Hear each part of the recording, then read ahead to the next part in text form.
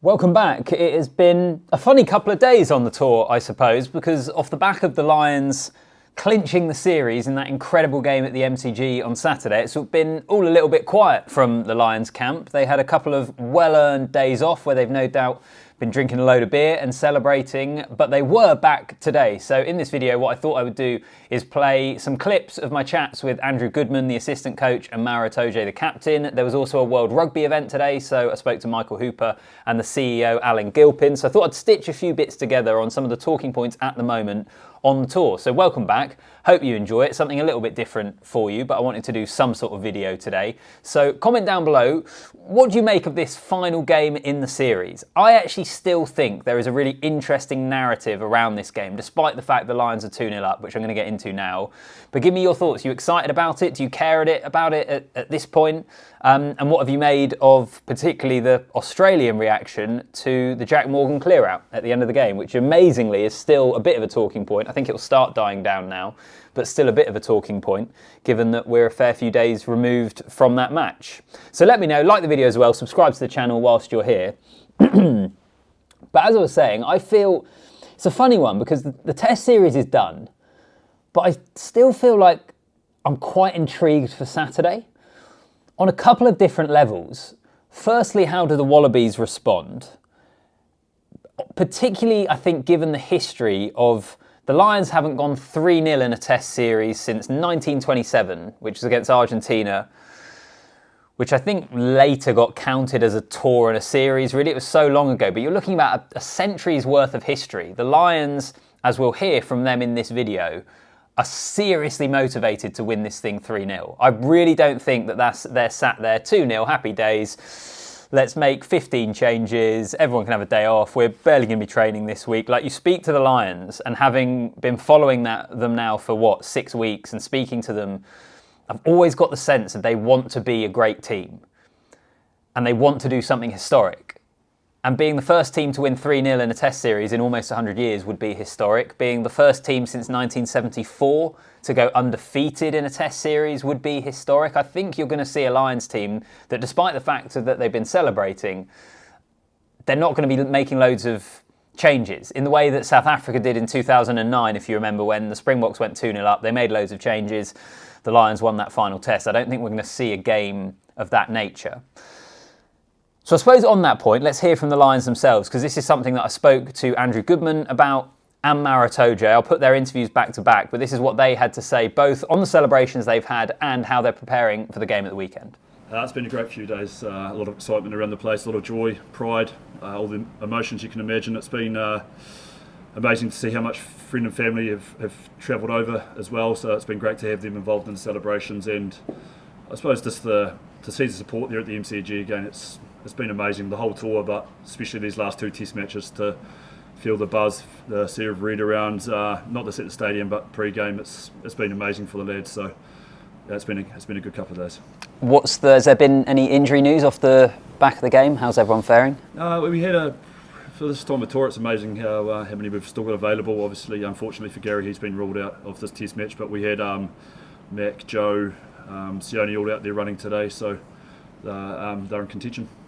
And how big a motivation is 3-0 rather than 2-1? You've got the series wrapped up, but how special is that, and how much is that driving your preparations this week? Oh, it's huge. It's everything for us as a group now to really get excited about. I don't think it's 1974, isn't it, since the Lions team's gone the Test series win unbeaten, so there's huge motivation there for the group, and one of those weeks where after 2 hard physical tests, it's about getting the battery filled up to make sure we're good to go at the end of the week. And it's often been spoken about kind of on this tour, you guys wanting to be the best Lions team ever and go 3-0. It seems like the history is something that you've really tried to tap into and play on. Is that something, as a coaching group, you've consciously wanted to drive home to the players? Yeah, well, Faz has been massive around that from the start. His expectation, not just of the playing, but as us as coaches and the management group, has been the most successful team. So it's been driving us, not the players, but us as a management group as well, to make sure we're getting better every day and every game, pushing each other forward. And how do you approach selection for this game? Having won the series, there could be a temptation to rotate, but are you approaching it as if it was the same as if it was 1-1? Exactly, yeah, the best team available to win the series, and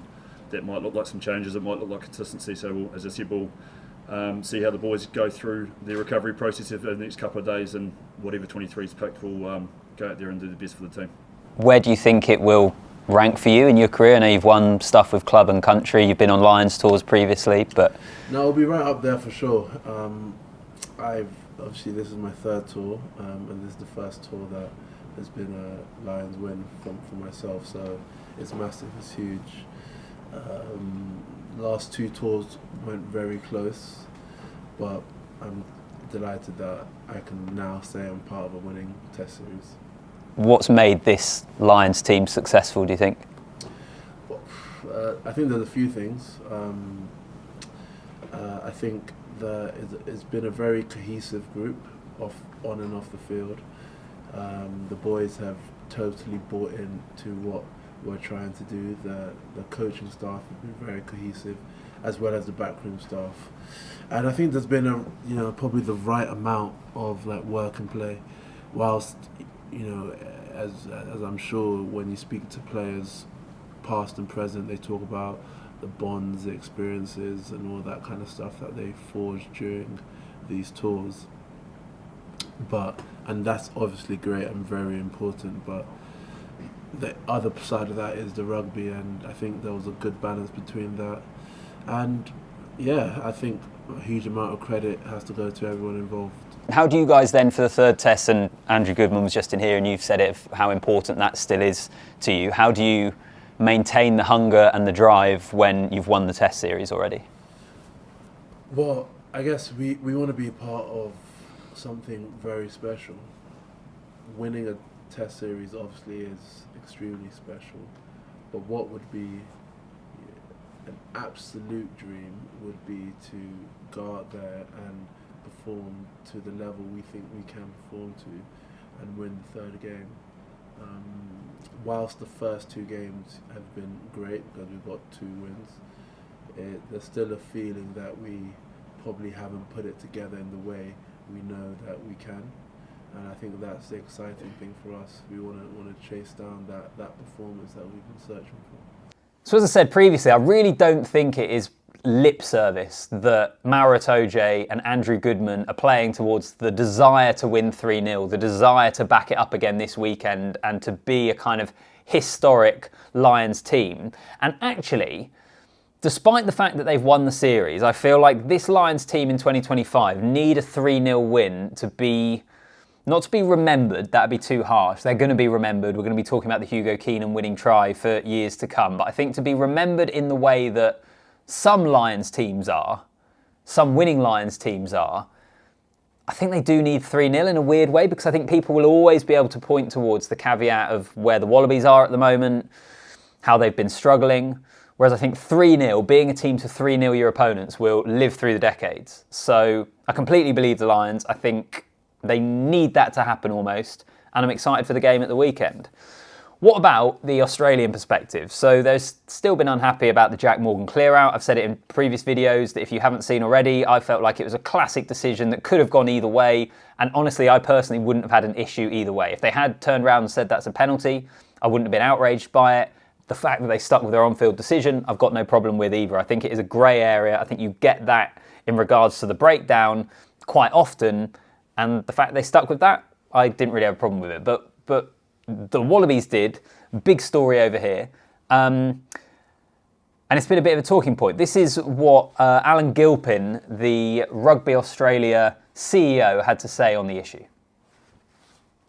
And just a couple more for you if I can finish off, and I know you've been asked about it loads today, but it's been the news story off the back of that second test, the decision at the end, and then the reaction, I suppose, from the Wallabies. As World Rugby, have you been disappointed in the Wallaby reaction, and in particular that Joe Schmidt brought kind of the officials not taking player welfare seriously into it? Look, we get the heat of the moment, we get the sort of, the strength of feeling, and we understand that in those close calls there are going to be, teams, coaches, players, pundits that disagree with the decisions that were made. I think we've been really steadfast in our commitment to player welfare. We invest hugely in every aspect of that. We've got a sport that's really complex. It's a intense physical battle, and we're trying to keep the essence of that and make the sport as safe as we can for players. And sometimes that's the way that sport's officiated and the way the laws are interpreted, through to the investment we're making in the use of technology and instrumented mouthguards and our HRA process. So we've just got to make sure we maintain that balance in the commentary. What's the process now in terms of you reviewing those comments and taking anything further? I think Joe's not, he's not crossed the line, and so he's not called anyone's integrity into question. That's important. We don't want match officials being criticised. We know when that happens, the welfare of those match officials becomes a challenge. So it's important that the debates around decisions being right or wrong happen in the right environment, in the right manner, and that we move on.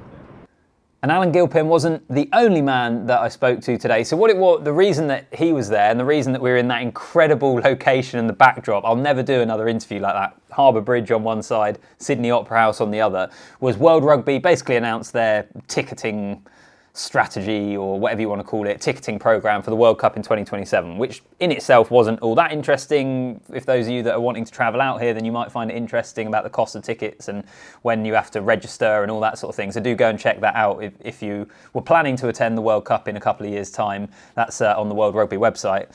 But that's why they were there. And I also spoke to Michael Hooper, the legendary Wallaby. It was a real pleasure. Didn't get too long with him because you can imagine at these things, these guys are being dragged around to loads of different interviews, but grabbed a couple of moments with Michael Hooper, and in particular had a chat about his excitement ahead of that home World Cup and I guess what the Wallabies are going to look like in the third and final test despite the series already being gone.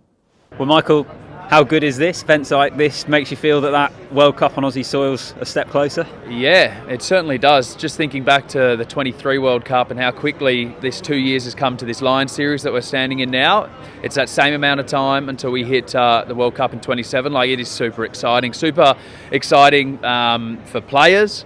To be getting ready for such a huge event, and then for the fans, which is why we're here today. How can they get access to a once in a lifetime really experience? Because it's just who knows when it's going to come back. So it is super exciting, and for our country to be holding this event. I've heard kind of the Lions tour marking the start of a golden decade for rugby in Australia with the Men's World Cup, the Women's World Cup. How important is it for the sport to capitalise on this period? Oh, of course it's important, and the powers that be are going to work out how to make that a sustainable future for the game, that you don't run into some of the strife that we've had over the last couple of years. A golden period isn't just about performance on the field, it's what we do with the bottom level of rugby and how we make that sustainable, as the top needs to be as well. So it's a great time to be looking and have a microscope over all parts of the game for all parties. It's a tough one, isn't it? Do you think the Wallabies, like the wounded animal, I know the series is gone, but we're going to see a real backlash this Saturday? I think you'll see both teams playing with just as much energy. A hell of a lot on the line. I know from experience, every time you get to wear the Wallaby jersey, sing the anthems, it's a huge moment. So these guys, I know, will be up for it. The Lions have got a lot to play for as well. So I think it's still going to be a great test match. I hope it's a really good contest like we saw in Melbourne. I can't wait to get another sort of serving of what we saw last week. So final thing for this video, I know it's been a little bit different, bouncing between different interviews and clips and things, but I suppose it takes you on the ground with me almost. This is quite literally what my day has been so far today, was jumping around these different places and speaking to people. Every home World Cup needs a strong host. Based upon what we've seen in the Lions tour so far, do you have fears over Australia, or do you think that is unfair? That they'll come good. They've got bags of talent. They've got a couple of years still to build up to it. We've got Les Kiss coming in as the new coach once he takes over from Joe Schmidt, so they'll be able to build towards that. And I suppose in that second test at the MCG, we saw what Australia can do, what Australia can be like when they're at their best. The issue, and ask anyone in Australian rugby this or anyone that covers the team, has been consistency. Over a period of time now, consistency has been a huge issue. But they do have a really, really top level if they can get there. And I think building their strength in depth is going to be absolutely crucial over the next couple of years. As soon as Will Skelton and Rob Valentini went off, their forward pack looked underpowered. You look at Alan Alatoa for the third test. He's been ruled out injured. All of a sudden, you're looking at that side of the scrum. What's your options, really? Taniela Tupu he could come in, but we haven't seen him yet this tour, other than in the tour games. We haven't seen him for the Wallabies, I mean. And I think it's quite a good example of depth is an issue for the Wallabies, something they clearly have to improve and rectify as they build up to a home World Cup, because I absolutely stand by it. At any World Cup, I think you want a host nation that are strong, that can get to the latter stages, that can go deep in the tournament. I think it's always makes it better. And it's a huge moment for Australian rugby, so let's hope they get there. Before that, they've got the third test, and more build up to that coming to you throughout the rest of the week. I'll see you in the next one.